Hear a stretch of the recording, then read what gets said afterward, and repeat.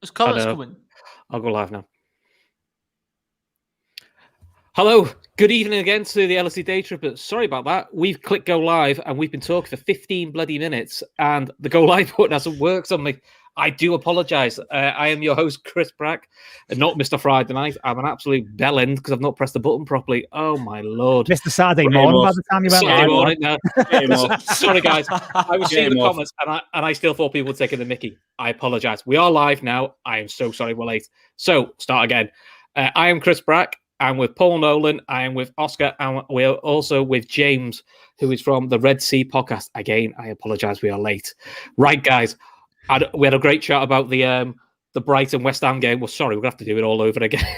I can't remember what I said now. James, we'll start with you. Let's go West Ham Brighton. Yeah, so just recapping from what we were talking about in the private chat, it would seem, because someone doesn't know where the live button is. Hint, hint. Really, I can see a score draw. I was just saying that basically West Ham have really got a bounce this year. I think that having no fans in the stadium has helped them because the fan base up there can be pretty toxic. There's almost like this, with respect to West Ham fans, there's this realistic expectation of where West Ham should be year on year.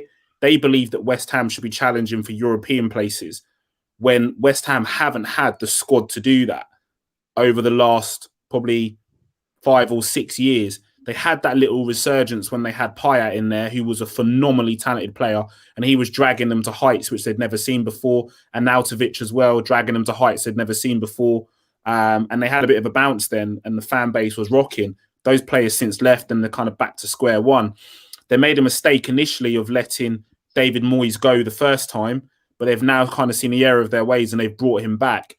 The acquisition of Jesse Lingard in January has been instrumental with how they've actually played football. It's given them another dimension. And I don't mean solely on the pitch. That's also off the pitch. You can see he's got an infectious character where the rest of the dressing room is really taken to them. One of my co-hosts, I don't want to steal your thunder, mentioned about Mark Noble, which was a great shout whilst we were off air. It's always good to have that kind of elder statesman in a team that knows what it means to be, part of West Ham. He's West Ham through and through. One club man straight out of the academy. That's going to obviously, stand out in the dressing room and, have that character. Just flicking it over to Brighton. Brighton play some brilliant football. I've been really, really impressed with Graham Potter. Under Chris Hughton before him, they were quite a one-dimensional team. They didn't really have many answers to sort of attacking questions that were being posed of them. And they almost looked like they ran out of puff. Hence why Chris Hughton ultimately paid the price with his job. They went brave. They brought Potter in, arguably a manager that's had no English management experience apart from that brief stint with Swansea. He done phenomenally well in Europe, wasn't it? In Sweden, Östersund. In Sweden, wasn't it? Yeah, so he got a good reputation from there as well. But I really, really like him. He plays a very possession-based game, risk and reward. In terms of how he plays the game. I did reference also one of the changes they made with the goalkeeper, arguably Matt Ryan being one of their standout performers in years gone by. They changed the keeper and obviously sent him on loan to Arsenal and brought in, another goalkeeper, which is very, very good with his feet. And I think that's added another dimension also. I like the kid Ben White, and, my co-host over here, who's a Leeds fan, will probably be able to talk all about Ben White. And you guys were unlucky not to pick him up at the beginning of last season. Liverpool was sniffing around him as well because he's got some talent there. And also one of my other co-hosts was mentioning singling out praise for another defender, but I won't steal his thunder for a second time. I'll let him pick up from there. So what are you telling me about Lewis Dunk, pal? Yeah, so, I was saying, I think, Lewis Dunk is Brighton's standout player for me because, like I was saying in the private chat, as you so rightly put it, was we honestly referencing that all night. I'll be honest, that first 15 that shouldn't have been private. Honestly, that first 15 minutes was brilliant. Honestly, yeah, that's going to be one of those on the cutting room floor moments. That so yeah, as I was saying, like I like to pass everything through like the perspective of like FPL because I'm big into that, and Lewis Dunk's always a great asset in FPL because he gives you a lot of attacking returns as well as picking up defensive returns every now and then from a points perspective. So it's very sort of, emblematic of how Brighton tend to play, and as I was mentioning before, as you were saying, Mark Noble, where on the West Ham side of things, is really keeping the he's really keeping the standards high in the West Ham dressing room and creating a camaraderie. Very similar, actually. I wouldn't say obviously he's anywhere near the level of Jordan Henderson, but he's doing a similar job in captaincy. So for me, I'm going for a West Ham win. I think it's going to be 2-1 to West Ham because, obviously Brighton really pathologically can't keep hold of a lead. And that's their major problem with, as Chris was saying about with the XG, they've got some of the best XG stats in the league, but they just don't convert chances. And with someone like Antonio coming back and then the Lingard hype train sort of rolling on, you can see them having a good end to the season. I can't agree more with like what your man was saying there about, West Ham not having fans in the stadium actually being a help to them. I think that's been one of the major key drivers for them this season, because I do think the fans are possibly a little bit of a hindrance to them rather than a help. So, I think it's going to be a good game, but I can only see a West Ham win. Cool. Oscar, how are you seeing the game? Yeah, I mean, again, I think West Ham, I fancy them to just about nick this game. I think it'll be a game where Brighton, they have most of the ball, most of the chances, typical kind of thing you get with Brighton. It might be kind of the story of their season, this kind of game. Look, I can only say about Ben White, I've seen him for a full season. He was utterly exceptional at our football club. Massive part of the reason we went up.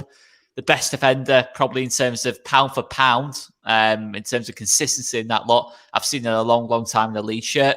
But we kind of, in a weird way, weren't that bad off in terms of not getting Ben White, because we've managed to get 2 top quality centre-backs for the same price what we could have signed Ben White for. And that's just the way things work out. I actually think Ben White's a better player than what he's shown for Brighton so far. I thought he'd be even better than what he has been so far this season. Not to say he's played badly, but I think there's another level he can go up to. I think he can go up to like kind of England standards, to be honest, in terms of challenging Stones and Maguire. I think he's got that in him. I think he's probably, out of all the centre-backs at the minute for England, he's got the highest kind of ceiling in terms of getting to that kind of level. But yeah, I just think he needs to probably bulk up a little bit for me, get to that same kind of physical presence of a Lewis Dunk or an Adam Webster. I think that's probably the only thing you can say about Ben White. He can be sometimes bullied from time to time by a big physical centre forward. Ironically, I think it was in the reverse game, Antonio just caused him absolute nightmares throughout the game. He just too much speed, too much power in that lot. He struggled in that kind of sense. But technically speaking, I think he's absolutely phenomenal, Ben White. I'm not going to deny that. Against us, he was back to his best. Ironically, both times against us, he's probably had his best games. But yeah, top player. Brighton, they're a team that's building. I think obviously they need to keep Bazuma at the club. I think he's a very important player to how they play. We kind of call it the Calvin Phillips role, but he plays that Calvin Phillips role. He kind of makes everything kind of stick in that middle of the park. Adam Lallana, obviously, he's kind of been in and out, but if they can kind of get him a bit fitter, again, that's a big ask. But Trossard's a player I like as well. A lot of things to like about both teams, but I'm going to back West Ham here, just about to nick it. They've got that little bit more firepower, I think, in the team at the moment. Cool. On mine, I have got 1-1. I feel West Ham have lost a little bit of steam and attack. I think we saw that in the Everton game, despite having a fit again Antonio. They just seem to be a little bit, just lost their way a little bit. And I think they've also picked up another injury in Cresswell, who I think has been, for that back three, I think he's the key one for them in that back three. He just gives them that ball playing ability that you need in a back three. You need at least one who's a bit of a ball player. So I've gone with a 1-1. So quickfire one, so just need a quick score from you guys. Southampton versus Fulham. Oscar? 2-0 Southampton. James?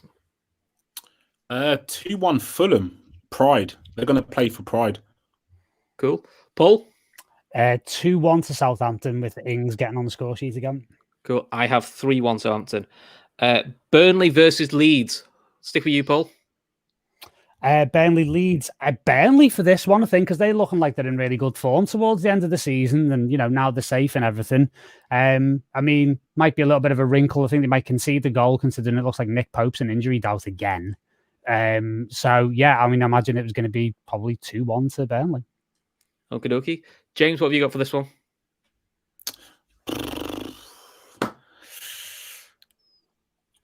One 1-0 Burnley. 1-0 Burnley. Okay. I have 2-1 Leeds. Now Burnley are safe, and Leeds just seems like they've hit a little bit of form, so I've gone with a 2-1, but it's a bit of a toss of a coin game, this. Oscar, I assume you're backing Leeds? Oh, it is a complete toss of a coin game, this. So it'll be tight. 2-1 Leeds. I think I just about back off firepower over Burnley's at this moment in time. 2-1 Leeds. Cool. Right, we'll go back to quickfires in a minute. Right, next feature game for us is Tottenham Hotspurs versus Wolves. Tottenham, who I think are a bit indifferent at the moment, but are still there or thereabouts in the top 4 race. And Wolves, a bit like Brighton, since they've lost Jimenez, they just haven't got that cutting edge. And with no Neto now, you're never quite sure you're going to hit Wolves, but they do occasionally throw in a surprise. Paul, how are you seeing this one? Yeah, it's a weird one, this, isn't it? Because like Wolves, 1 minute look like they're all about it, and then the next minute they look like they've got the flip flops on and they're on the beach. Like they're kind of in that situation where you don't really know what Wolves are going to turn up, and much the same with Spurs. Really, I mean, the best way you can describe them now is like Spursy, basically.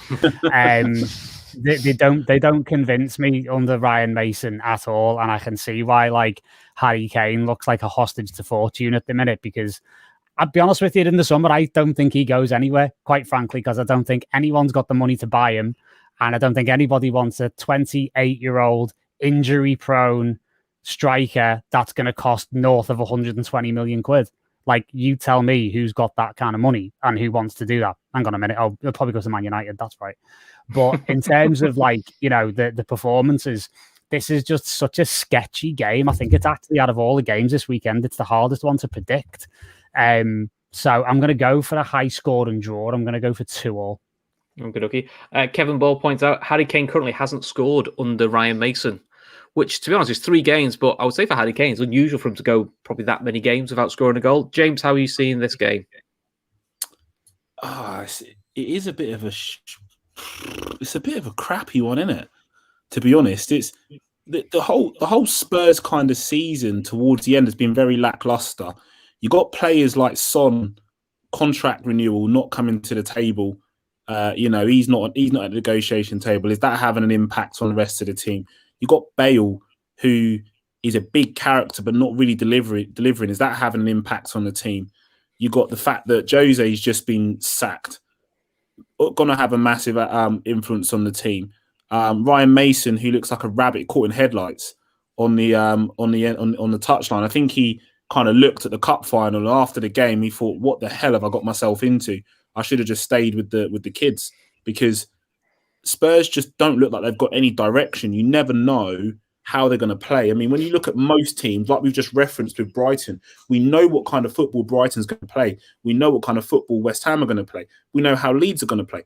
Every team has got a style, but Spurs just don't have any identity to their play. The issue with Wolves is they've lost their vocal point. Jimenez provided not only goals, but that outlet to play to. Because we found that sometimes the ball would go into feet. He'd be able to play off him. His favoured place is the ball in behind the defence for him to get onto, or across, because he scored a multitude of headers. They now haven't got that. You've seen players like Traore look lost. Neto just running into spaces, but when he gets his head up, his Cody's not there, so he's got no one to pass to. Podence as well, not really coming to the party. Neves, players like Neves dropping off in form. João Moutinho with injuries dropping off in form as well. I think that Nino wanted to change the formation this year and kind of give them a bit more ball by playing a back 4 as opposed to his favoured 5 with wing backs. He wanted to change the style. With the injuries they've had over this year, they've not been able to do that. So it's caused them real problems. Do I see an out-and-out winner in this game? I don't think Spurs can score goals on their day. They've arguably got one of the best finishes in world football in Harry Kane. But again, with no real style and direction, it's up for anybody. There's goals in the Wolves side. There's goals in the Spurs side. So I'll go with a score draw. And just on the point about Harry Kane potentially moving in the summer, there's no chance he goes anywhere. No team in the right frame of mind, in their wildest dreams, is going to put up 120 million or within the 100 million figure for a 28-year-old when you got Mbappe that's potentially on the market. You've got Haaland that's potentially on the market, which are 5 years younger and yet to come into their prime, but as prolific this season as Harry Kane's been. Where would you put your money? That's the question. Yeah, I know what you mean. Logic would say you don't sign him, but I'm kind of with Paul. If anyone's going to spend that level of money, it probably is Man United, because we've kind of seen with Man United, they have spent big on older players. You know, that's kind of their model. They kind of go for the ready-made player, which, look, if it works, there's not a problem with it.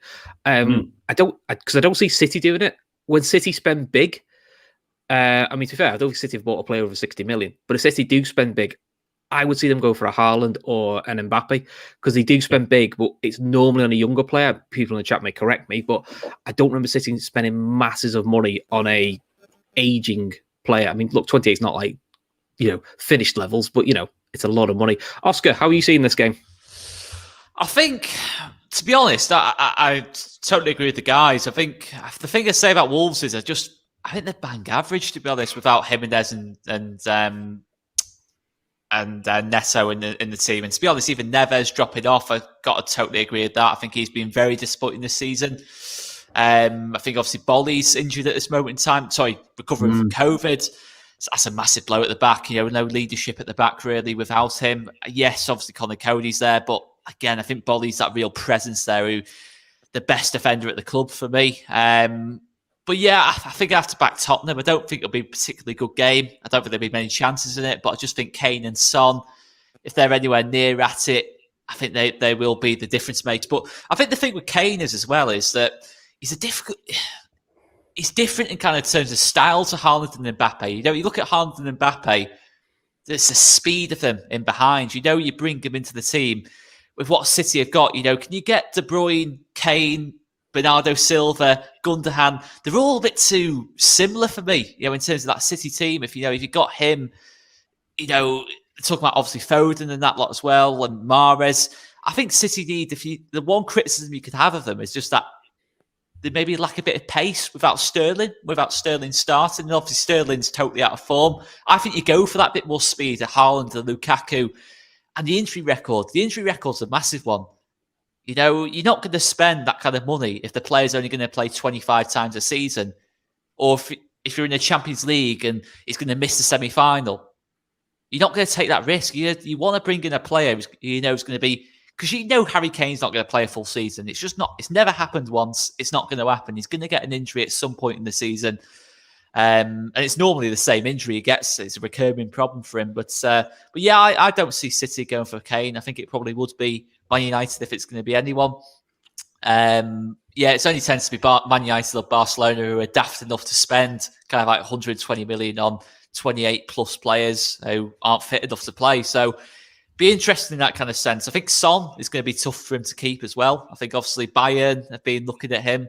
Obviously, Nagelsmann's got the job. You can imagine Son will be a player you can look at as kind of being his kind of Timo Werner, but with much better finishing. So you could possibly see that happening more than Kane. But either way, Tottenham lose either player. They'll struggle to make top 7, top 8, I think, next season. I think they'll drop off that badly if they lost either player. I agree. I think if they lose one, one or both of them, they do fall into the Arsenal territory of what Arsenal have lost when they've lost their spine. So what score are you going for, mate? 2-0 Tottenham. That's fine. I've got 2-2. It just feels like it's going to be one of those little mad games that you don't really expect from Tottenham, because they do have the odd game where you go like, they should win this, but they don't. They just need to fall into that category sometimes. Right, next quickfire game. Palace against Villa. Villa, who are doing all right. And now they've got Grealish back, which is a bit of a perk. So, Paul? So, yeah, I think I'm going to go for Villa on this one because of the Grealish factor. I think he's looking for something to prove because he wants to try and claim his place in the squad for the Euros. And I think I can't see really past Villa on this one. I think they want to finish the season strong to show that their position is not a fluke. And even though like the form's been a bit up and down the last few weeks, as regular watchers of this podcast, this show, and my sort of opinions are that I think Emi Martinez has been the keeper of the season. So, yeah, I can't see past Villa in this one. I can see it being a sneaky 1-0. Cool. Naguib has got 2-0 Villa. Rajiv has got 1-1, and Tom Bolland has got 2-0 Villa. James, what have you got for this one? Yeah, 2-0 Villa, and I'd like to second that on Emi Martinez. Coming from a goalkeeper background myself, and also my son plays elite level football as a goalkeeper. You cannot put a price on a goalkeeper that catches and holds the ball. And it relieves so much pressure off that back four. The trust between back four and goalkeeper is all centered around catching and holding the ball. Alisson Becker does it. Emi Martinez does it. Petr Cech was phenomenally good at it as well in his heyday. There's not many goalkeepers that can do that, and I think that's been a real X factor for Villa. He has got to be arguably, best keeper of the season. You put a strong back four in front of him. If he was playing in City's team, he'd be keeping more clean sheets.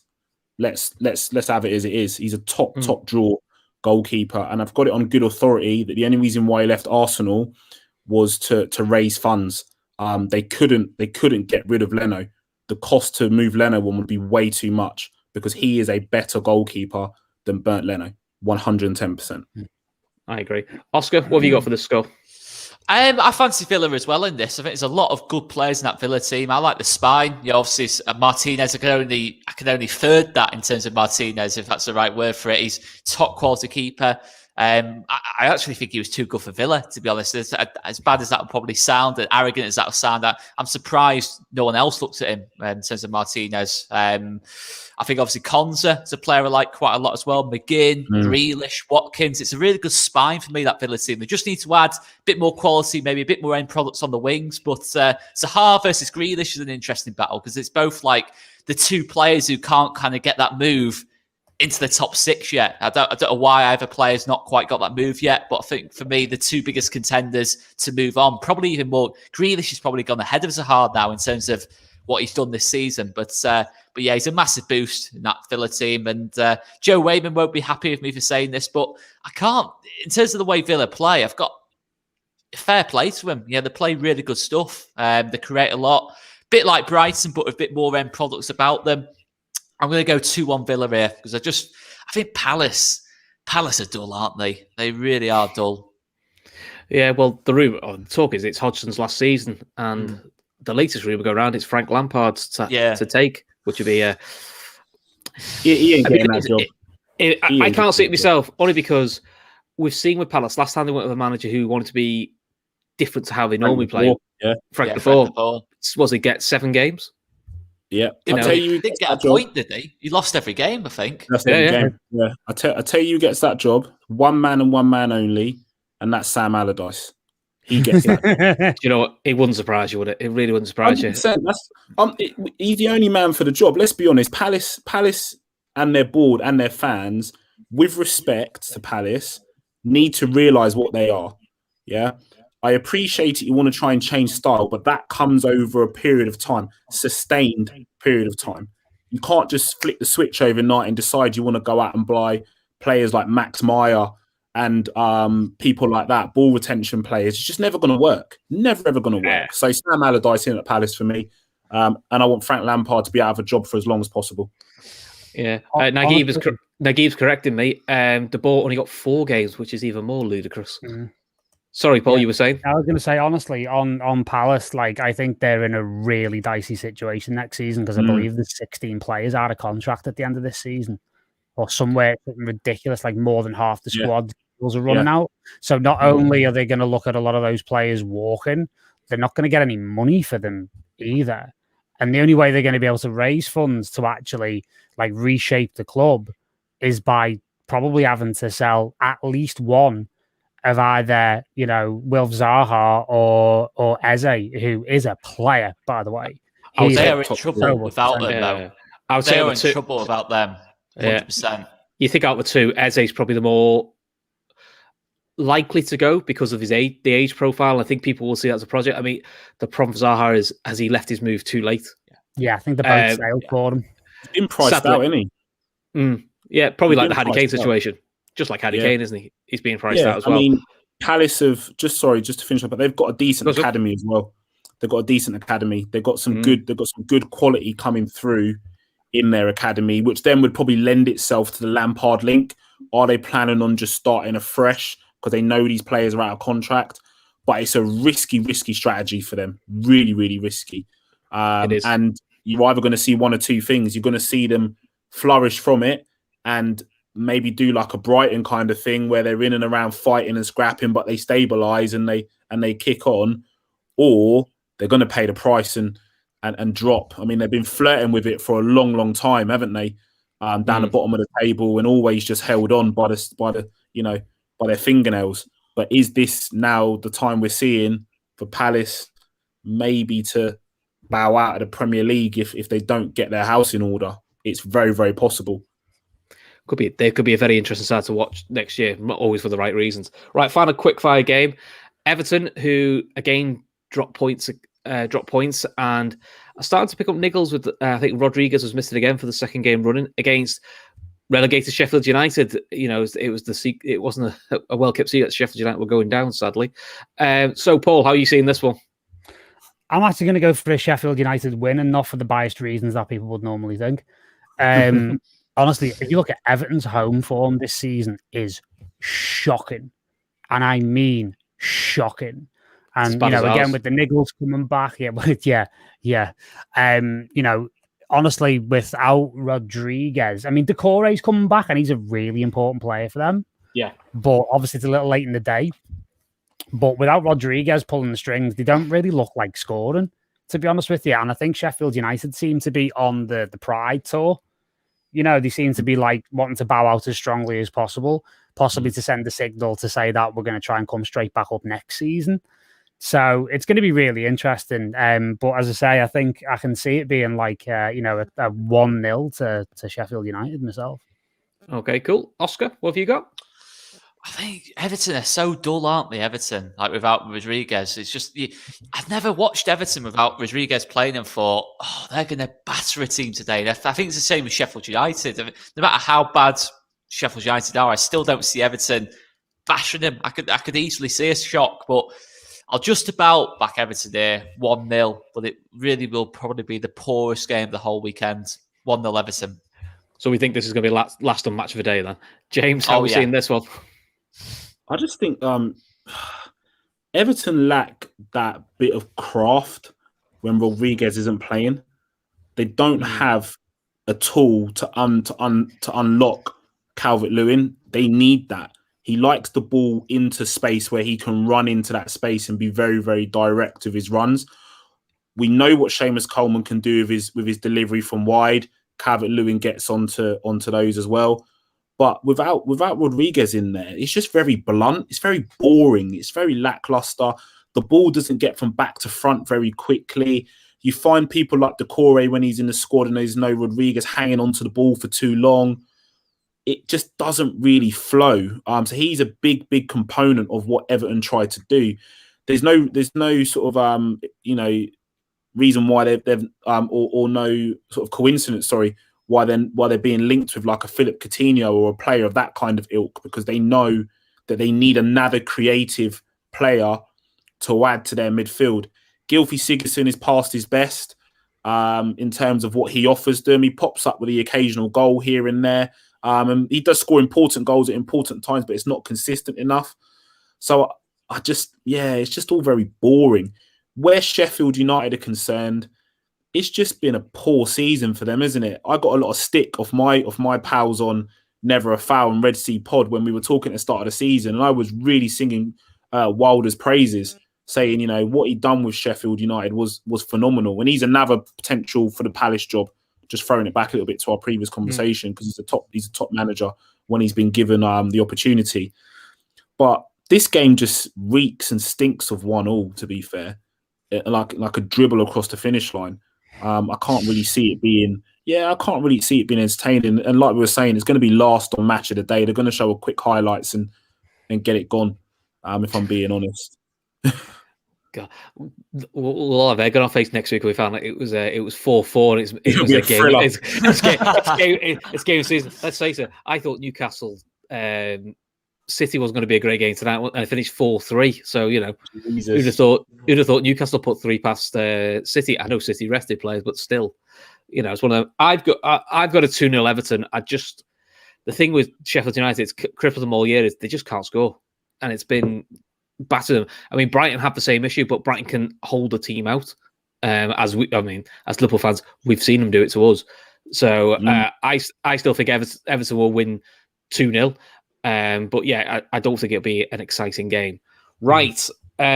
So probably the big game for the weekend, the FA Cup final.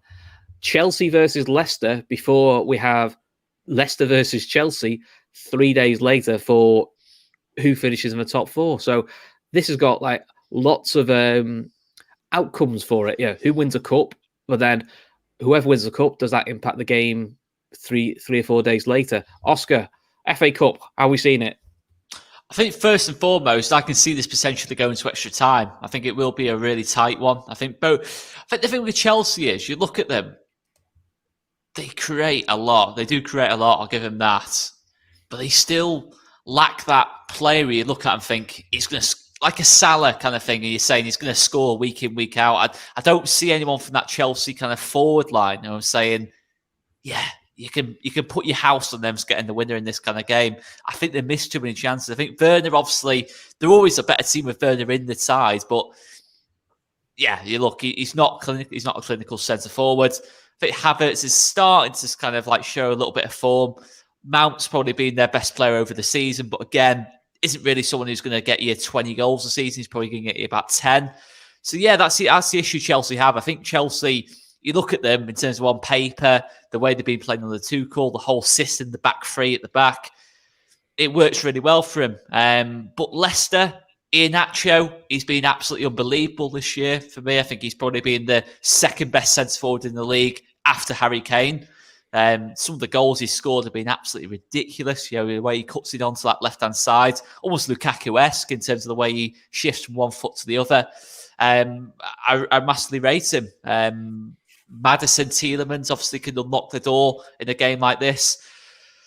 And you look at him defensively, Fofana, Soyuncu, don't let much happen on there, defensively either. So it's going to be a good game, but there's not going to be a lot of goals. That makes sense. I completely Michael Owen myself there, but it will be that kind of game where you won't be able to take your eyes off it, but not a lot will happen in terms of goals. But I'm going to go 2-1 Chelsea after extra time. But what I can't be doing with tomorrow is, if Chelsea win, it'll be how Lampard built the foundations and this lot, and how Lampard gave Reece James his opportunity, and Reece James is better than Alexander-Arnold. He should be starting at the Euros and all this lot. Ben Chilwell, what a great decision he made to leave Leicester. I cannot be doing with the narratives. Please, Leicester, just win this game, just for any football fan other than Chelsea. Just please win this game, Leicester. I just cannot be doing with it.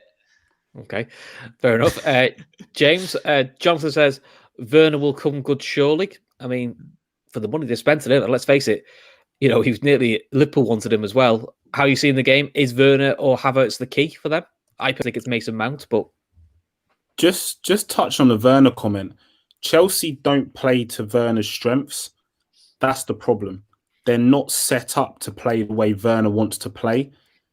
Werner likes to drift from wide and then cut into positions. You can't play him in a central striking role. He's not a central striker. When he was at Leipzig, he almost was given a free role. If he wanted to come deep and pick up the ball, he could come deep and pick up the ball. If he wanted to run in behind, he could run in behind. That's how he played. Chelsea don't do that. Their system is way too regimented for that. I think we'll see a system change of Chelsea next year. All Tuchel's done is come in and gone, we're defensively weak, we need to shore it up, we're going to a back five. Because Chilwell isn't a wing back. He's a left back. That's what he was brought in to do. He is an out-and-out left back. He's not a wing back player. Yes, they've got Alonso that's a wing back. Reece James, again, isn't a wing back. Hence why they started playing Callum Hudson-Odoi out there for that very reason, because they needed that kind of outlet. So I see Chelsea going to a back four next year, 4-3-3. That then will give Werner more freedom to do what Werner can do. His conversion rate, shot to conversion rate, is poor. It always has been. He needs a lot of chances to get goals. And Chelsea do create, but I think they'd create more in a 4-3-3. In regards to the cup final, just please, Lord, Leicester, just win this. Like, please, I cannot deal with Chelsea fans. Guys, if you check out my Twitter, these guys are camped in my mentions week in, week out, just talking the most amount of fraff. I just cannot have it, honestly. It would depress me if Chelsea were to win this cup. But at the same time, Leicester don't know game management. Brendan Rodgers doesn't understand game management. We've seen this with Rodgers consistently right throughout his career. Not only with Leicester, with Celtic we saw it. With his time at Liverpool, we saw it. Game management was an issue. With his time at Swansea, game management was an issue. Watford, Reading. I followed Rodgers' career because he's an outstanding coach, but game management is a huge problem. So if they're getting dragged into the 70th, 80th minute and there's no goals in that game, Chelsea are going to drag him into the dungeons and really test him. You've got players like Pulisic to come on. You don't want Pulisic running at you in the 70th minute. That's a problem that you don't want. Callum Hudson-Odoi, you don't want him running at you in the 70th minute. Again, that's a problem you don't want. So Leicester, to get anything out of this game, are going to have to kill this game dead early on and get it put to bed. Is Johnny Evans still an injury doubt for this game? I think he is, So, yeah. Pretty sure he's still out.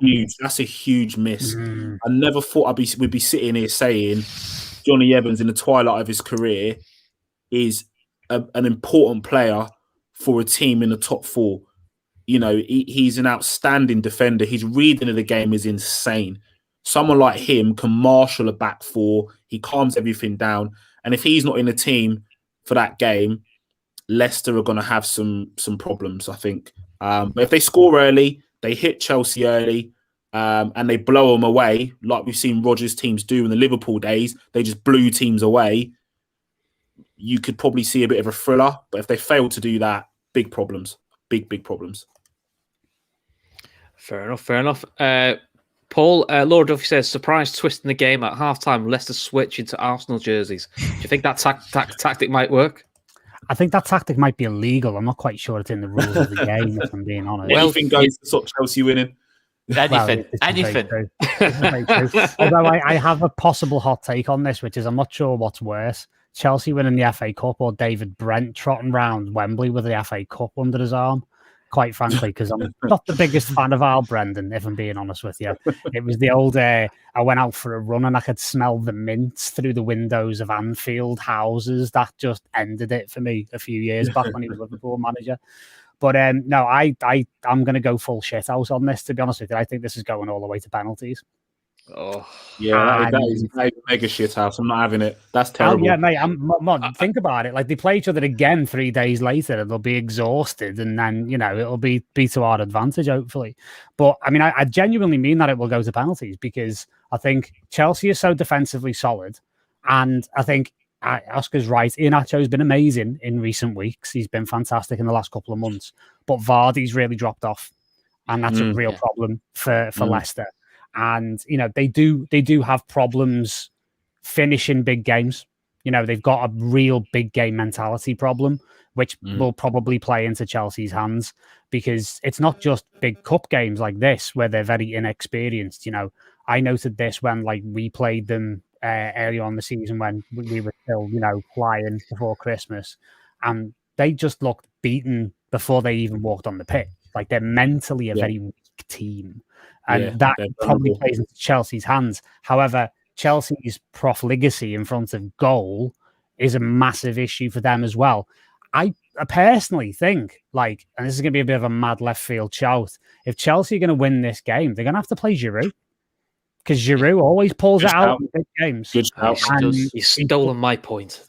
Bastard. Oh, well, you know. Had that written down. You could have made your point by now, but you were 15 minutes late getting on. So, you know. Well, yeah, I'm like Thiago. Big shot. Very good. Yeah, I'm like a Thiago tackle. I'm always late. So basically penalties, and then, you know, I think it will be a Chelsea win, but I think it'll be penalties for me. I've got a scruffy 2-1. But I had Giroud down for the winner off the bench because Giroud loves the FA Cup and he loves FA Cup finals. It's one of his competitions, a bit like Ashley Cole. Yeah, it's awesome. Yeah. So he got loads. So it's what he does. Right, 2 quick questions before we go into the Liverpool game. So we've all got Chelsea winning the cup. Who's winning the league game a couple of days later, or is anyone winning the league game? Oscar. Don't need a score, just to pick a team. I just can't. It's Chelsea win or a draw. I just don't see Leicester go into Stamford Bridge and winning. I just don't see. I agree with Paul. They aren't strong enough and mentally for me. Leicester. They're just going to bottle it, aren't they? Yeah, I think. You think Chelsea double? I'll go draw in the league game. Something about the league. I'll go 1-1 in the league game. Leicester are gonna bottle top 4 though for me. Okay, Paul. I agree with Oscar. I think it's going to be a draw, which plays even more into our hands. Gives us more options in terms of getting into the top 4. Okay, James, you go for full house draw, or have you got a side? Not a side as such. I don't know. Who wants it more? That's what it's going to come down to. Who wants it more? I think Chelsea got more options because they've got the Champions League. In the back of their mind, they're going to be sitting there thinking, we got a cup, the biggest cup final of our lives. Tuchel wants the Champions League. I think the FA Cup would be like a nice little cherry on the top, and then to cement the top 4 place naturally would be great as well. But Leicester do love a little one-off thriller, don't they? They like to go out and try and blow teams away. If Vardy can summon the Vardy of old, and I personally think that people talk about Vardy's run out of steam. His runs have changed. Brendan has asked him to be more economical with the way that he runs. So you're seeing him do what I like to refer to as a Messi. When Messi started being more economical with his runs, he'd stand in space and then make a run. That's what Vardy's been doing. He's been standing in space to receive the ball and then making his run. So if Vardy can do it, I reckon Leicester might blow him away pretty early doors. And, Chelsea might just lick their wounds and say, do you know what? We got a Champions League to play for. So I'm going to go with Leicester. Leicester probably helps us. Another quick variable on this. If Kepa plays, it's going to get real interesting. That's going to be funny you say that. That was my other question. Who plays in goal? Because Kepa is the cup keeper. I mean, you buy a guy for £80 million and he's a cup keeper. But do you keep Kepa in goal or do you go with Mendy? So there's a goalkeeper in there, Kepa? There's a goalkeeper in there. Honestly, watching him, there's a goalkeeper in there, a real goalkeeper in there. I don't think there will be at Chelsea. I think he's not. This is not. They're not the same players because Kepa's a much better keeper. I think it's like Karius. I think confidence. Whenever he plays for Chelsea, you could see with Chelsea fans. I've watched Chelsea YouTubers. I've read Chelsea. The old Chelsea fans I know. He strikes fear into them, a bit like Mignolet used to for us. Or if Karius came back, because Karius is not a horrendous keeper, I played in a cup game, we'd all be like, oh no. And he'd probably play really well, but you'd all go, oh no. Yeah. I think for Kepa's career, to have a good career, he's got to go somewhere else. Yeah. Chelsea's not an easy club to play for if you're not totally on it. Like you've seen, how many players have you seen goes Chelsea? Like, Torres is probably the best example. Chelsea fans, they're spoiled, aren't they? They're spoiled fans, aren't they? Let's be honest, Chelsea fans. They expect, they expect to win the league every year and all this lot, and they boo their own players. It's not an easy club to play for, Chelsea, if you're not fully on it. I think Werner's pretty much the same kind of idea. I know Chelsea fans aren't in the ground, but when you're getting tweets and this lot, and Chelsea fans are not easy to play for. So I agree, to be honest. I think Kepa, if he goes elsewhere, maybe to a West Ham or someone like that, someone who needs a keeper, he'll go abroad. I think he'll go abroad. So, yeah, he probably will go abroad, yeah. So, quick yes or no, does Kepa start? Paul? Yes.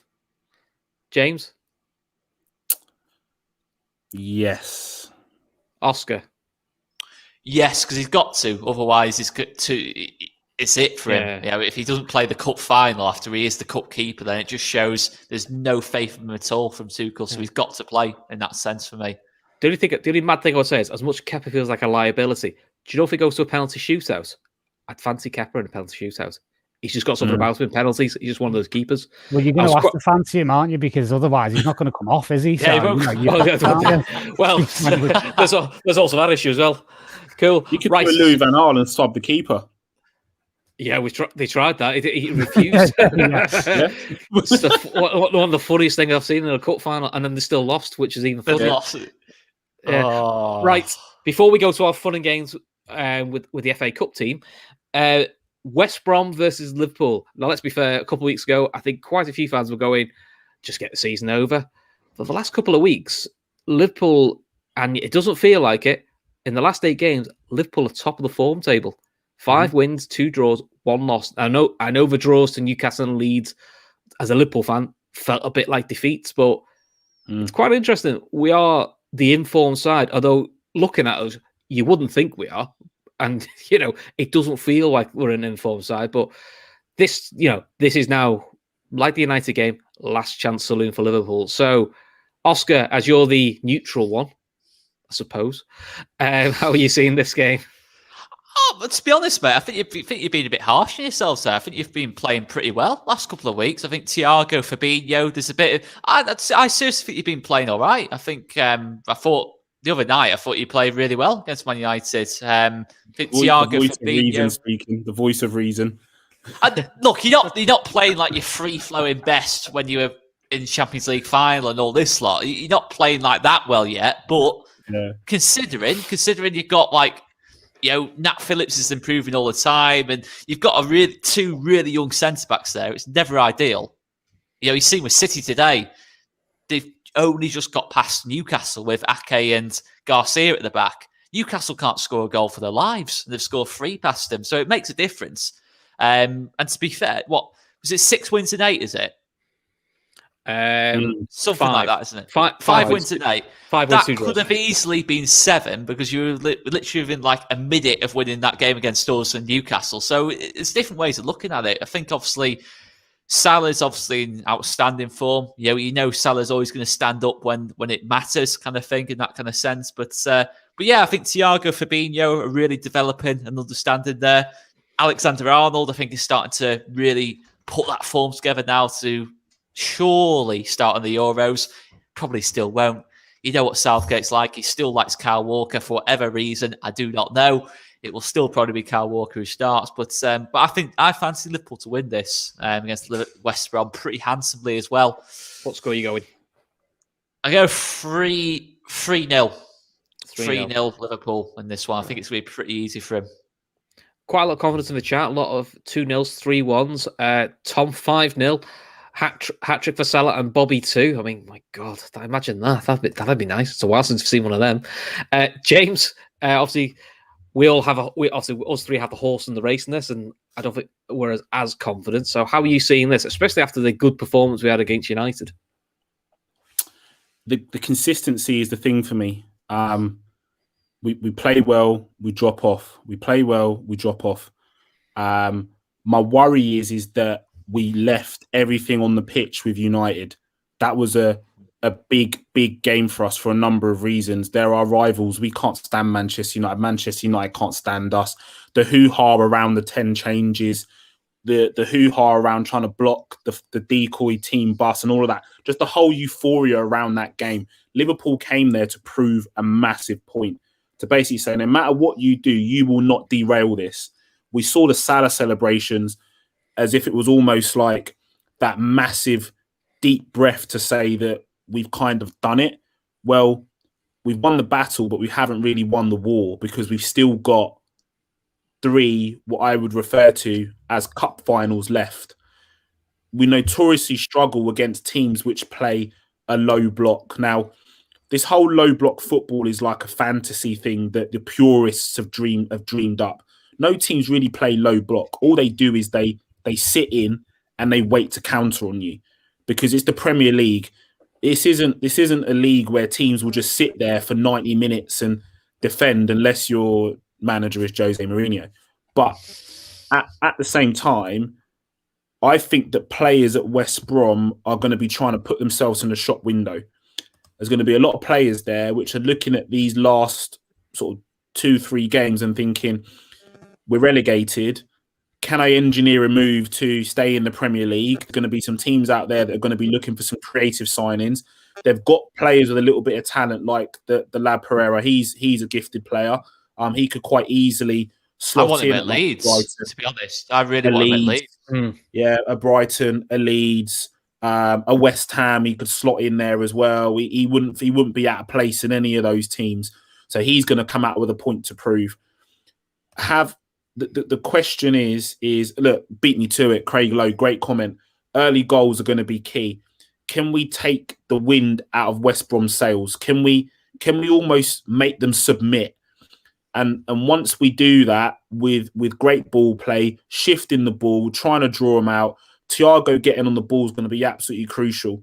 If you can get Thiago on the ball and doing what he does in that conductor role and actually orchestrating things in those advanced positions, we stand a very, very, very good chance. I have to back my team. I'm not going to look past a Liverpool win. We have to win this game, but we need those early goals. So, what score are you going for? I would like to. Do you know what? I'm gonna go super brave and nail my colours to the mast. 3-0 Liverpool. Nice. Yeah, 3-0 Liverpool. Good, so actually. Paul Nagy Mohammed says Pereira at Liverpool. He's asking me, but I'll ask you as well. For me, I don't think he's quite ready for that step up. I think for what Liverpool would like to do next year, I don't think we can have too many what I would call a project player to get to play the way we want to play. So, but what's your opinion on him? Yeah, I agree. I think Pereira would fit in very well at Leeds as a replacement for when we take Rafinha. Oh, don't upset him. Oh, come on, that's what he's here for. I'm just being nice. Oscar signs off. We're nearly an hour in. The gloves are off now, mate. Do you know what I'm saying? No, I mean, like seriously, yeah, he's not quite there for me. And I totally agree about the game tomorrow. I think it's going to be reasonably tough because of the style of play, and Gravy Face will always want to try and get one over on us, even if he is on his way down or on his way back to Crystal Palace, where he'll also be able to not wear a mask properly and wear it like a chin strap, the idiot. It's still one of my favorite gifts, that. Honestly, just, no, I can't. But yeah, I think actually what I saw against United was the beginning of the re-emergence of the mentality monsters. And it really, really heartened me to see how much it meant, and how much that we put into it. And I think we're dragging some of the other players like the Reece Williams and the Nat Phillips up a notch in terms of mentality now. And I think we know what's at stake. And when we're in this kind of mood like we were against United, it's like you cannot back against us because we will find a way to win. And that's what we did for large parts of last season. I mean, again, yeah, obviously, we won it. We cakewalked it last season. But, when you think about the away game against Aston Villa, all those needly little, like the away win at Brighton, things like that. And I actually think it's a really good thing that it's away from home tomorrow, obviously, because that form's not been great recently.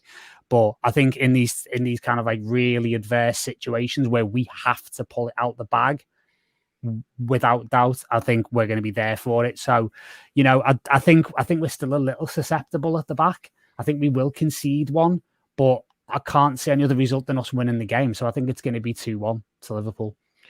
Cool. I agree on the mentality points. I think quite a lot of us on the Trippers pointed out after the Chelsea game. I think when someone kicked up, was it Marnie got the ball kicked at him and no one reacted and they kind of rolled over and accepted it, where the two big turning points for me was credit to Phillips because he's not very fashionable, he's very easy to take the piss out of.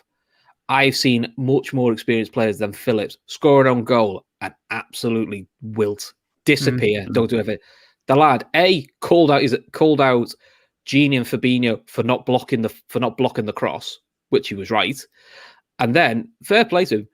Nearly wins a penalty, and then the shot's going 7 miles wide, but look, he kept it alive and showed a bit of composure to try and get something going. I thought, that's something we haven't seen from Liverpool players. So I like that, and I agree. I just think Liverpool's got a little bit of the grips in the teeth and actually went, no, we're not having this. So, and the other big thing for me was when Fernandes went down with his broken ankle, which recovered in about 3 seconds, Liverpool did what they haven't done for age, which is, no, we're keeping the ball. We're getting a free kick. We're going to try and get a shot off. We'll let the ref stop it.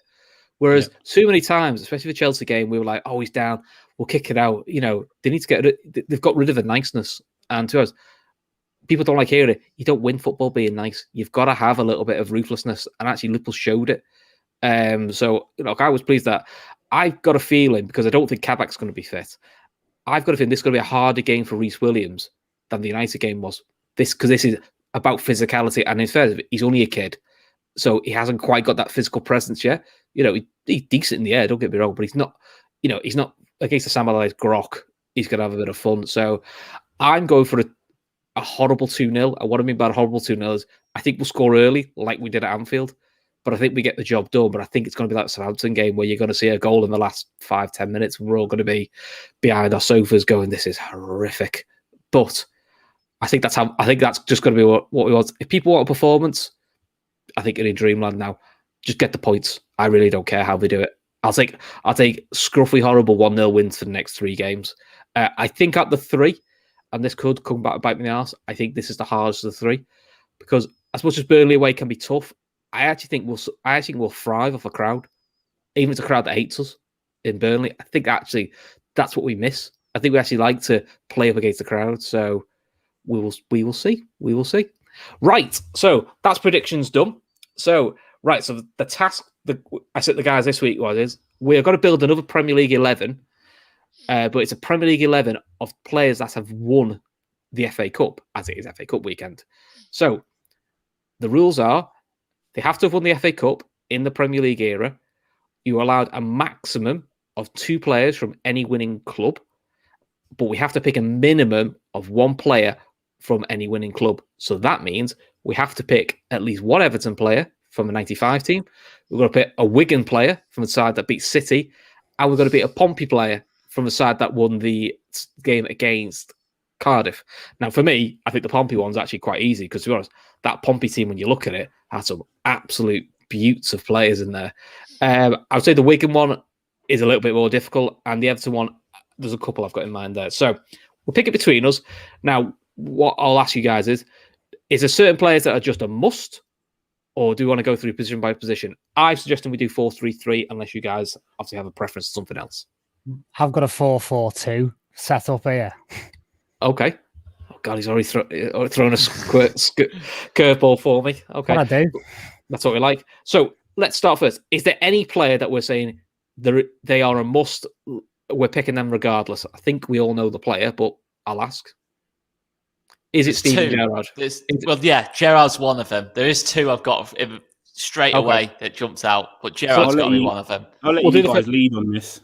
Okay, so are we saying Gerrard's in? Because let's be face it, it's a Liverpool podcast. Yeah, we don't pick Steven Gerrard. You may as well shut it down. Admittedly, unless I can't turn the pod off. So, we could be here for over 3 hours. It's on at 10 o'clock, could you? So, you can't switch it off now, can you? Story of my life, innit? 15-minute warning. Well, it's all good fun and games. It's only took me 3 months to balls it up properly. So, I think I've done quite well the last 3 months. You've done very well, mate. You're doing excellent. Oscar, who is your other, in your mind, must be in the side? Thierry Henry. Yeah. Yeah, I had Thierry Henry on my side. James, are you happy with Thierry Henry? Yeah, for sure. Cool. Right, so that's Henry. So we've got 1 Arsenal player so far and 1 Liverpool player. Right. So that was all being nice and civil to each other. Right, let's start a fight. Which Everton player are you going to pick? Are we having Paul Rideout? Is it going to be Duncan Ferguson? I did write some more down because Andrus Limpar was actually not a bad player, to be fair. Now, I'll give you my opening gambit.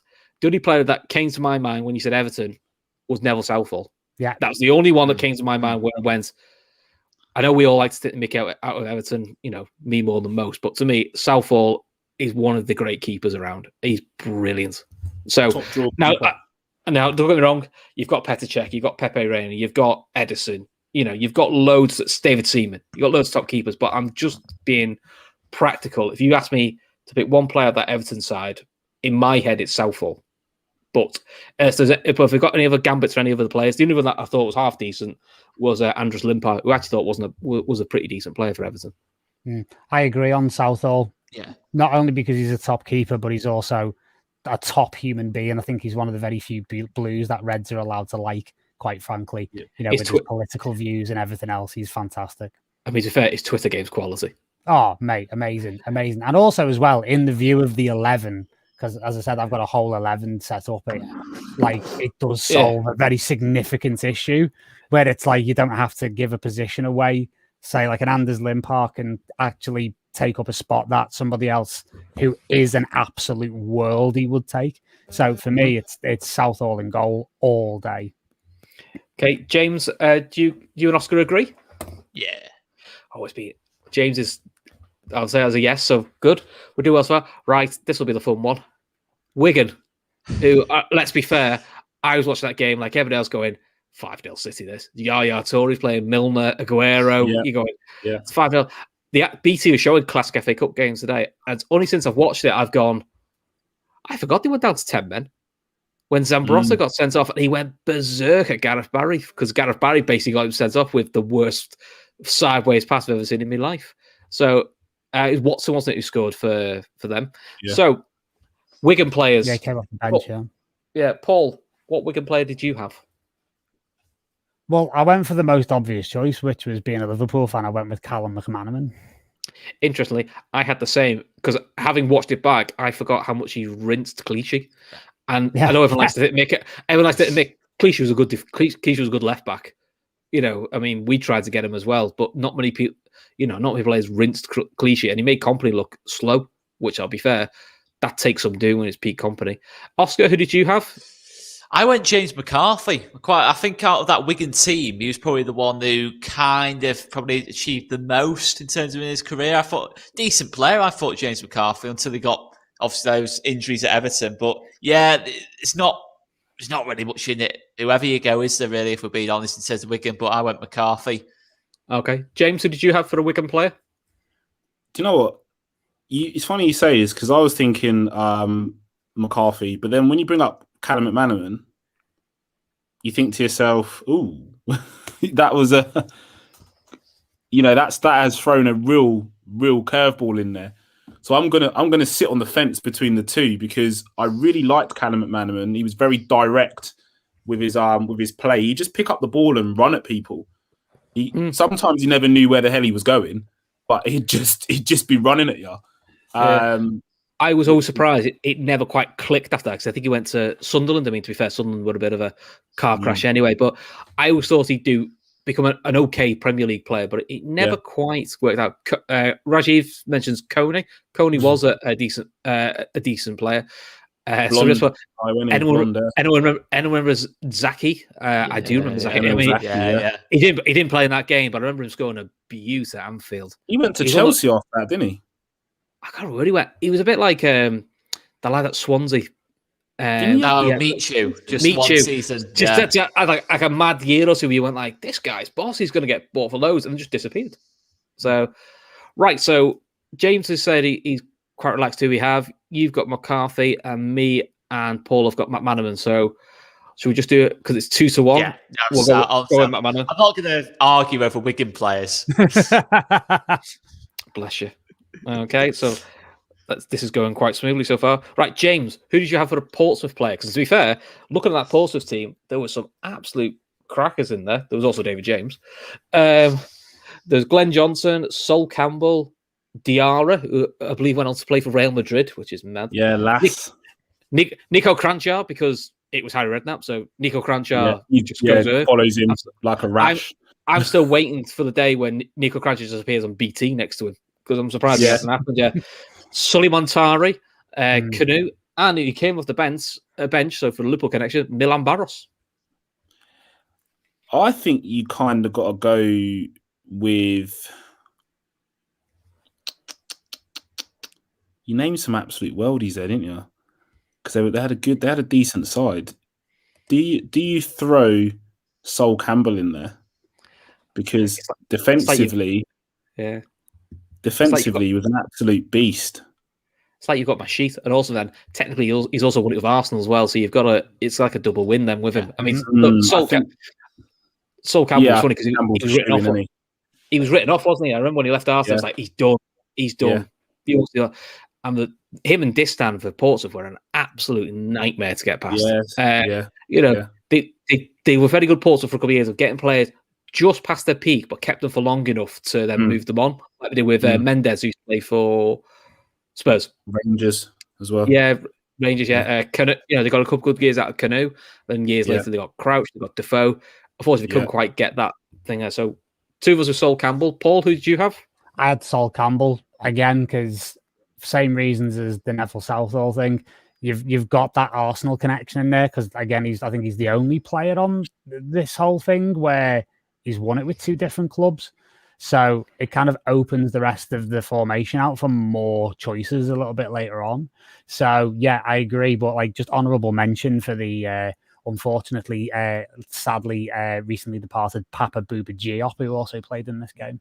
Oh yeah. It's very sad that. Yeah, he's a good player. In fact, yeah, Jonathan mentioned him here. Sorry, wrong comments. Oscar, who did you have? Yeah, Sol Campbell as well. He's just, a leader at the back, wasn't he? And absolutely crucial in that Portsmouth team. They kept so many clean sheets during that time. And I think Sully Montari, he was a player, but he could play. I remember this power he had in his shots and that lot, just speedy at the ball, that kind of thing. Oh, absolutely unreal, to be fair. And then he went to Inter Milan, didn't he, I think, after that? After Portsmouth. He did. He did pretty well. Didn't he win the treble, didn't he? With Mourinho. Was he in that team? I thought he did. Yeah, I thought he was in that team, yeah. So. But you've got to be Campbell, just because it opens the rest of the team up then, as Paul was saying. You get one of the centre-backs in there early, and then you can look at the more exciting players after that. Okay. Right. I'll give you one more of mine, then I think what we'll do then is we'll have a bit of a chat around each of our individual teams to see where we've got like this. The other one I thought in my head was a must because I think he's won the most FA Cups and he's done it with two clubs, is Ashley Cole. I know he's not popular, but as a footballer, he's a brilliant left back, and there aren't many left backs that can talk to Ashley Cole. People don't like him because of how he left and things like that. But as a footballer, Ashley Cole's ridiculous. He's the only one I've seen who could pocket Ronaldo in his peak. And we're talking Cristiano Ronaldo who just rinsed people for fun. So I'm saying Ashley Cole, but I'm saying we perhaps don't decide his club yet, because depending what Chelsea player or Arsenal player want, we can sort of mix and match. I've got him as a Chelsea player because I've got a different Arsenal player. But what do we think as left back? Unless obviously you guys have got other shouts for left backs. John Arisa. Sorry, slipped out there. Anyone else? Any other left backs that we thought of? I went with Kyle Walker, actually. I didn't go with Ashley Cole, just for the Man City connection, because actually in the context of my team, he's the only Man City player in there. Yeah, in my team, I've got one Man City player, but it wasn't him. The other one I toyed with was Dennis Irwin. But Dennis Irwin has won FA Cups at right back and left back. He's just one of those ridiculously good players. So what we say for left back then. Oscar, who do you want for left back? Yeah, I had Ashley Cole as well. The only other player is actually had him as a Chelsea pick. I was thinking about Drogba, but I thought Henry probably a better option there. Yeah, Ashley Cole's he pockets his Ronaldo, top player for a long time. Don't need to talk too much into him. Cool. James, are you happy with Cole or do you have? There's only one choice there, isn't it? You talk about Ashley Cole as being a top draw left back, like you said. One of the only players where when other top players speak about him, they're saying he was an absolute nightmare to play up against. And then obviously the infamous move from Arsenal to Chelsea isn't going to do him any favours, and just his sheer flamboyant character as well. He's never going to do him any favours. Obviously, the whole Cheryl Cole drama and the kind of parties that he likes to throw as well. The other place he was very popular at was LA Galaxy, which, to be fair, Steven Gerrard didn't really set the world alight at LA Galaxy, but Cole, a bit like Robbie Keane, Beckham, captained them after Gerrard left, didn't he? Yeah, I think he's, from what I understand, he's well respected at LA Galaxy as well. So, and then it came back and did a stint at Derby. Yeah. Derby seems to be the retirement home now for ex-Premier League players. Started off well. He started off all right when he went to Roma, didn't he? He started off, and then he just fell out of favour. Until he came up against Robben, I think, once when he was at Roma, and Robben was playing for Bayern. I think Bayern did him, 7-1, and Robben, I think he got like hat trick and 3 assists or something. I think that was the night when I looked at Ashley Cole and thought, yeah, you're kind of done now, mate, kind of thing. But no, look, that was when he's like 36, so you got to give that to him, to be fair. Yeah. No, my Ashley Cole career highlight is the awkward leaning team photo at Roma and how they put him in 1,000,001 memes, like him on the edge, standing on the nose of the dolphin. Yeah, he was right on the edge, wasn't he? Then he put him out the back of Cheryl Cole's house, like while she was getting married to somebody else. Yeah. Cool. Right. So, Paul. So far we've got 1, 2, 3, 4, 5. We've got 6 players so far. Who would you like to throw in as an opening gambit for us? Are you talking particular positions or just anyone in general? Anyone you've got a particular passion for? To be honest, the first name that came out when you asked me to do this was one of my favourite players of all time, Dennis Bergkamp. Okay. I thought you were going to say Stanley Matthews. I've gone in my team. I went Henry and Bergkamp up front. Okay. I love Bergkamp. He hasn't in my team, in fairness, but okay. Bergkamp's a shout. James, anyone in particular you've got a real wanting to be in the team? See, you guys have crucified me on this one because you're listing some absolute worldies. I won't lie and say that I had Bergkamp in my team, but now that you mention it, I mean, what a combination, Henry and Bergkamp. That would be insane if you're pricking an all-time 11. So I'm gonna roll with that and go Bergkamp. Cool. Okay. I'll throw mine in. The reason I didn't pick Bergkamp is I had Patrick Vieira in my midfield. I'd picked the midfield 3 of Gerrard, Vieira, and Yaya Toure. That was the 3 I'd put as a midfield, just to be. Also, I thought he was the most obvious City player to go for was Yaya Toure because he's just ridiculously good. Any more Arsenal players for you, Oscar? I was similar to you, to be fair, mate. I had Patrick Vieira in, but actually had Aguero up top instead of Bergkamp. But I'm happy to go Bergkamp. I really am. I'm not going to complain too much about that. Okay, so then we've got 2 for Bergkamp, 2 for Vieira. So why don't we park the Arsenal one for now? Because we know it's going to be one of them 2. And we'll come back to that. Any Chelsea players that we've got? I'll throw mine in. I had Carvalho because I think he made John Terry look fantastic. Interesting on this because if you do the research, did he not win it? Carvalho did not play in an FA Cup final for Chelsea in that time period. Oh, did he not? I thought he came off the bench. Okay, so there you go. That's mine. That's mine with that. Which then means I can pick me over Liverpool player I wanted to pick then. So that's all right. We'll come back to that. Right, any other Chelsea players? Yeah, I went for Claude Makelele. Oh, instead of Vieira. See, I could get around. I could get with that because then we could have Bergkamp, and I love Bergkamp. So Makelele is a good shout. Oscar, any Chelsea players for you? Yeah, I'm to be fair, I didn't actually have any other Chelsea players. No bias there at all. No bias against Chelsea. Absolutely none. From a Leeds supporter, you shock me. Oh, mate, there's always Joe's taught you well. Yeah, I was thinking more if Joe Wayman is, we talk about Chelsea players, I'm just not going to hear the end of it. So I'm going to text him a minute saying he picked the whole Chelsea team. It was ridiculous. Lampard, captain. Lampard over Gerrard. But no, I'm happy to go with that. Makelele on the wing and Bergkamp up top. Yeah, there's a shout that. Cool. James, are you happy with that? Yeah, I think the only other obvious choice for Chelsea would have been Lampard, but we all know that Lampard and Gerrard can't play in the midfield together. That's if you're a tactically inept manager. Yeah. How did we not manage to get those 2 in the midfield together? How? Well, we had the solution. It was called Owen Hargreaves as a sitter, but that would mean you had to drop Beckham, and no one was doing that. No. No one wanted to make that shout, did they? So, shall we say Makelele as a holder, and then we could all have Dennis Bergkamp as our front. Well, it'd be a front 3 at the moment, or with McManaman, unless we play McManaman as a winger in a 4-4-2. Yeah. Okay, so that's Makelele for Chelsea. Okay, right. So let's go to a partner for Sol Campbell. So because I did do research, as someone put, mic drop by Paul. Very true. My other one, because I wanted to get him in, because he's one of my favourite Liverpool players, was Sami Hyypiä. Because I think he is, before Virgil van Dijk, arguably one of the best centre-halves we've had in the Premier League era. And Jamie Carragher was very good. I just think Sami Hyypiä was better. It's just my preference. So my opening gambit for a Campbell partner is Sami Hyypiä. Oscar, who do you have? Who would you have as your partner? It's like a really bad partner to have. I actually had Lauren Koscielny, to be fair. I'm struggling for centre backs. Lauren Koscielny. He was all right back in the day, but yeah, that was before he decided. He went on strike or whatever it was? But I'm not.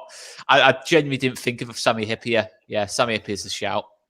Cool, James. Did you have any other centre back suggestions for yourself? Yeah, I mean, obviously it was either between Hyypiä or Kara. I love Hyypiä. I really, really do. Quality player. I think the armband weighed a bit heavy on him towards the end of his career, and obviously that's when Gerrard came in and took the armband. So he had that kind of 8 month. It was about 8 month spell, wasn't it, where he was a little bit off the boil. I think it saved his Liverpool career. Yeah, having the caps arm off him. I think he just went back to being Sami Hyypiä. And he lost his. I think he lost his place for a year to Daniel Agger, and then he came back with. It came back again when Agger got injured. That's what I said. It was like 8 months. I don't think it was as long as a year he was out of the fringe. Because I know Daniel Agger came in. He was the injuries and the this to that. So I don't think it was as long as that. I think it was about 8 or 9 months roughly, where he looked a bit poor, didn't he? I love Kara. So I'm gonna go with Kara, only because the heart and the desire and the determination. He was never a great footballer. Let's be honest. He wasn't the best footballer. He just put everything on the line, didn't he? That's all it was. He brought just physicality, and everything was just there. So yeah, we'll go with Kara for me personally. Kara for you, okay. Rajiv has brought up Jaap Stam, which, to be fair, is a shout. Jaap Stam was an absolute monster. I know we haven't got any Man United players. We're going to have at least one. Do we have to? Listen, at one point, I had the Neville Beckham partnership because it was just ridiculously good. As much as I hated it, they were good. The other one is, if you're talking Man United, is Rio Ferdinand. Again, yeah, Rolls Royce player. Ferdinand and Campbell didn't play together as much as arguably they should have done. Mainly because John, didn't he? Yeah, and then obviously John Terry emerged then, so then it became Terry and Rio for a while. So and I think it pretty much ended Campbell's England career. So I would say, so Paul, have you got any other shouts for centre half? There's actually quite a few choices, really, to be honest. Well, there is, yeah, and this is where I slotted in a second Chelsea player. To be honest with you, I did go with John Terry. But I'm quite happy to jettison him for anyone else, quite frankly. Especially I was just thinking, you went for Hyypiä and I was going to go for Stefan Honcho just because he got away with an outrageous handball in the 2001 final. That kind of won us the game in the end. He was underrated as well, wasn't he? Oh, he's great. That Hyypiä Honcho partnership that 2001 was epic. Epic.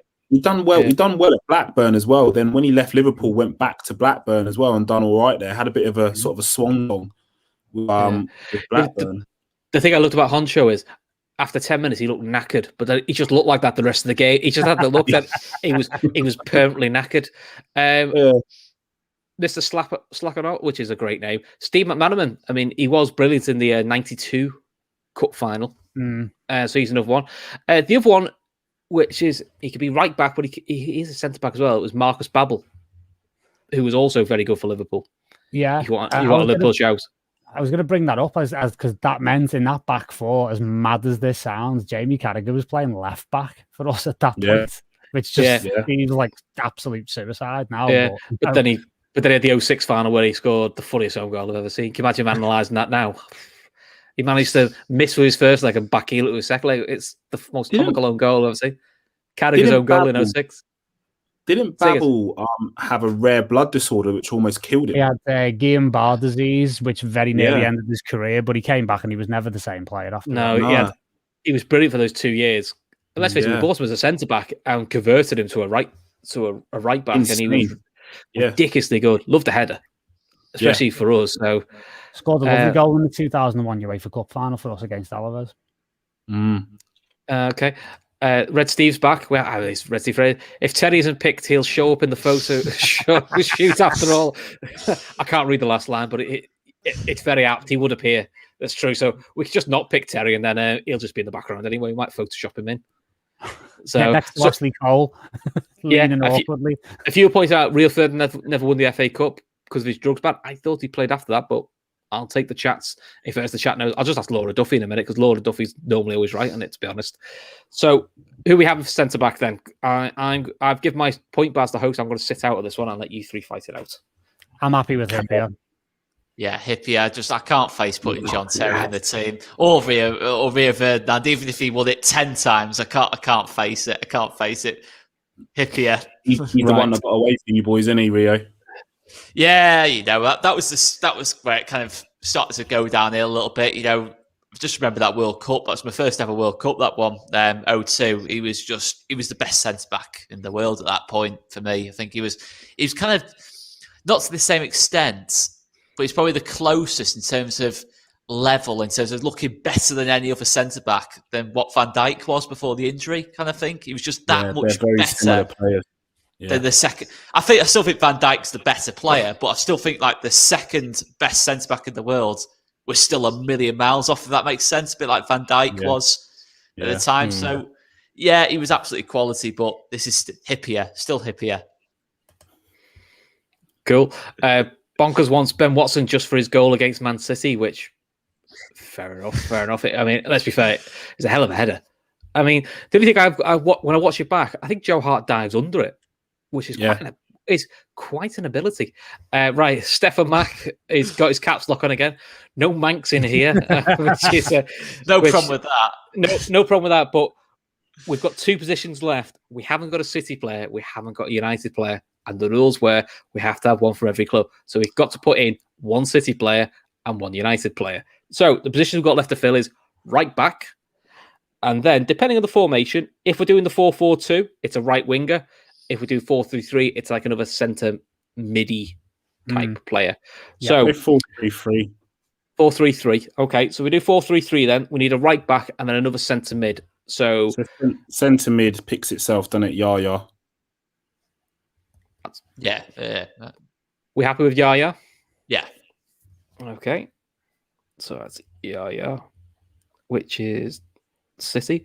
So then we're looking at a right back from Manchester United. My Antonio answer, Valencia. No, Antonio. My shout is Dennis Irwin because he played right back in the 1996 Cup final because Phil Neville played left back. I actually did some research on this one because I wanted to find a way of not picking Gary Neville. There was an article in The Athletic today about Antonio Valencia. Quite interestingly, obviously, he was brought in as a replacement for Cristiano Ronaldo and then kind of wound up his career as being a fullback. How does that happen? I think didn't he become fullback after they had that horrible leg break? It was against Rangers. He was a horrible injury, nasty injury. Yeah. So right back then. So we've got Gary Neville, we've got Dennis Irwin, we've got Valencia. Anybody else? I'd probably go Phil Neville before Gary Neville. I can't the integrity of this lineup, Oscar. Come on, mate. I'll be honest, mate. I think Phil Neville only ever played in FA Cup on left back. So I can't stick Gary Neville. So take him off the list. He's not getting in over my dead body. Go for Dennis Irwin because it's the most reputable. I think quality. He was quality. I mean, this how Carragher and Neville picked the Premier League 11, wasn't it? Where they don't pick the joint top goal scorer in the league. Mad, isn't it? But they pick a guy who's nowhere near him. So Dennis Irwin, which I think is a great shot. I mean, Dennis Irwin is a very underrated player. Left back, right back. I mean, it took me years to realise that he was right-footed. That's how good he was as a left back. I didn't realise he was right-footed for ages. That's how good he was. Right, so this is the team. And then for a bit of fun, we'll pick a manager as well. So we've got Neville Southall in goal for Everton. And then we've got Dennis Irwin, Sammy Hippier, Sol Campbell, and Ashley Cole. They said Joe Cole then. Midfield three of Gerrard, Makelele, and Yaya Toure, which is good luck getting past that. And then a front three of, well, we'll say Bergkamp in the 10, and then a front two of Omri and Callum McManaman. I mean, to be fair, apart from Callum McManaman, 10 of that team is would do quite well now. It's like a scary team. Manager? I mean, I would say it's probably between Wenger or Ferguson, because let's face it, those two just love winning the FA Cup. That'd be my shout. Wenger. I think it's Wenger. Wenger's my shout. I can't have Fergie. Yeah. See, as much as most people dislike, I have a respect for Fergie, because no one's beat his treble yet. You know, and that takes some doing. Because I keep hearing about City's quadruple. It's never happened yet. You know, and it keeps disappearing. You know, this treble, no one's ever done it since, in the Premier League era at least.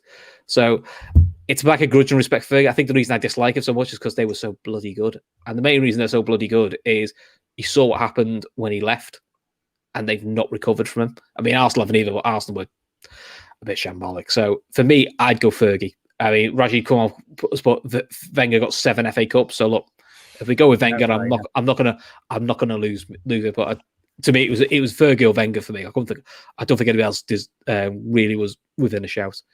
Paul, who are you going for? Yeah, I'd go for Wenger as well. I mean, it's Wenger's no-brainer, isn't it? Wenger's manager, which is fair enough. Right.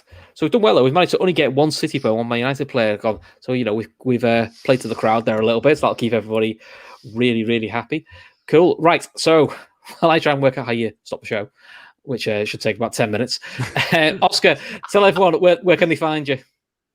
You find us on All Leeds TV, rambling about Leeds United, all things Leeds United. So we do pre-match previews, opposition previews, live watch-alongs, post-match reaction, player ratings, a bit of everything on Leeds United. Check us out on All Leeds TV, guys. Awesome. And James, excellent debut, despite me throwing you the curveball of not starting you and then throwing you in 15 minutes later. So tell everyone where they can find you. Yeah, so obviously Twitter handle at Tiago's father 89. I get a lot of stick for it, but my youngest son is actually called Tiago. And he was born before the Thiago moved to Liverpool. So Thiago's a player I've loved for a long time, and it was only right that, you know, I named my son after a world-class midfielder. And then at the Red Sea Pod on Twitter, Instagram, and on YouTube via Never a Foul. Guys, really keep your eyes out for that. We've got some great content coming. We've got a West Brom preview coming up tomorrow night, where we've got a special guest. We'll be joined by an ex-West Brom player, a good pal of mine as well, so he'll be coming on. Just go over and check us out. Got some real top quality content, and also you'll catch us on a few other pods as well. My co-host Southern Scouser, he's really active on the Twitter and on his own on the YouTube stuff as well as joining me on the Red Sea Pod. We're football fans before we're Liverpool fans, so we'll talk football with any team, Bundesliga, Serie A, Premier League, League One, League Two, Championship, MLS, you name it, we'll talk about it, because the football knowledge is vast. So we welcome any fans. If you ever want to jump in DMs or camp out in my mentions like Chelsea fans, you're more than welcome. There's plenty of room for all of you. Excellent. Paul, let's give a plug for your show as well, because let's face it, I've forgotten the last couple of times, as you've reminded me.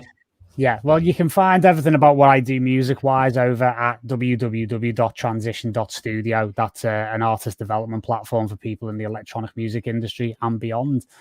We've also got a podcast called Beyond the Studio. This week is a particularly interesting one, actually, because I interviewed former Formula One driver Jamie Alguersuari, who used to drive for Red Bull and Toro Rosso back in the day, who, sneaky under an assumed name, was releasing techno bangers under another name all the way through his Formula One career, up until he actually retired from Formula One at the age of 25, because he loved DJing so much. He was like, I've had enough of motorsport. I'm going to go off and play records for a living. So it's a really interesting conversation I had with him this week about the similarities between actually making music and motorsport. And he's a really lovely guy. He's really passionate about it. He's actually back doing professional go-karting now. just because he loves it. And, he fell out of love with Formula One because of like all the rule changes and everything else. And, it became a bit stale as a sport. I think it's quite fair to say. So we're getting guests on like that, like people who, have a real passion for, electronic music, who are coming from all sorts of different backgrounds. And, again, another thing we're going to be working on in pre-season where the Daytrippers is concerned, we're going to have a Liverpool DJs pre-season special, hopefully. So we're going to get some famous DJs on who are also big Reds to kind of overlook how the next season's going to look from a nice positive perspective. Excellent. Right, before we go, a bit of housekeeping from me. We are still on the race to 10K. So listen, guys, if you like what we do, apart from when I forget to do things properly, I'm going to get some stick for the rest of the week. Fair enough. I deserve it. So as soon as we get to 10K, we will be giving away a PS5 and the latest FIFA. So, tell friends, tell family. All you got to do is subscribe, click, and that's it. And then the other thing is Discord. Please join the Discord group. We get some great ideas in this for the shows. We've had ideas which we are going to use probably for future shows anyway, and also for feedback. We're all big boys. We can take positive and negative because it's the new way we're going to make the shows better. So for the rest of the week, we've got the guys will be back on Sunday with Fatback 4. So it'll be the usual crew. Plus, they will probably be reviewing, hopefully, a Liverpool win over West Brom. Fingers crossed. Then we will have the forum back. We will probably have a Carnage. We'll definitely have a midweek fix with Jamie. And then we'll be back on Friday for the last Friday forecast of the season. And then after that, keep your eye out on Fridays. I've got a plan of what to talk about over the summer because at the moment I am refusing to do international football. It's not for me.